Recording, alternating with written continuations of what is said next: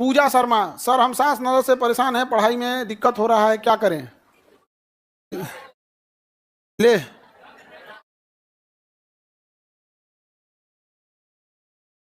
तुम लोग क्या कर रहे हैं? ड्राम बोल रहा है सब।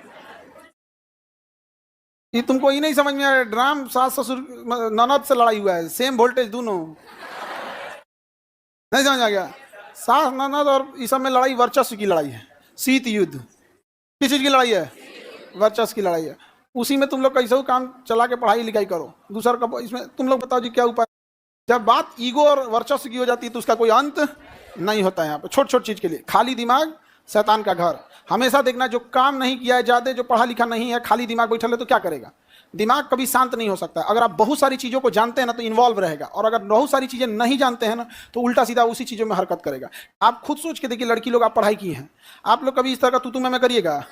और नहीं पढ़ी रहती तो बर्दाश्त नहीं। अनपढ़ व्यक्ति से, जिसका दिमाग कम काम करता है ना, उसको बीख बड़ी तेज आता है, याद रखना। फटक के एकदम घुसी आ जाएगा। और पढ़ा लिखा इंसान भी घुसी आएगा, लेकिन फिर पढ़ा लिखा इंसान दूसरे काम में लग जाएगा, इग्नोर कर देगा, फिर आप ही से कहेगा चलो कोई काम नहीं है, ये हुआ। और जितना ही अनपढ़ है सब, पृथ्वी पे बोझ है सब, ये सब घुसियाता है 2-2 घंटा 3-3 घंटा। नहीं समझ में गया? हम तो भगवान से दुआ करते हैं जितना मुंह फुलाने वाला सब मर जाए सब। पृथ्वी पे बोझ है सभी, चोट्टा सब। पढ़ाई लिखाई करेगा सब नहीं, दिमाग में कुछ है नहीं।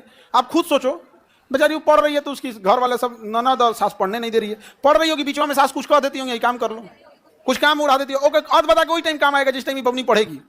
अच्छा, इस मुसीबत झेल के ये लड़की अगर पढ़ ले गई और जब जॉब हो जाएगा तो पूछेगी इन लोग को, तब कहेंगे कि वैल्यू नहीं करती है यहाँ पे, बकलोल कहीं का। हमारे यहाँ ऐसी भी लड़कियां आती हैं जो अपने सास को लेके आती हैं, अपनी मम्मी को लेके नहीं। ऐसी लड़कियां आती हैं सब अपने यहाँ क्लास में, वैसी सास रहेगी क्यों नहीं रेस्पेक्ट करेगी? सोचिए, अपनी माँ को नहीं ले आ रही है, किसको लेके आ रही है? सास। सास भी बड़ी मानते, कहते जानते नहीं कुछ, जितना को छोड़ देनी कि जितना पढ़े के बाबा अपनी तो पढ़। अब उसी में तुम काम चलाओ बाबू।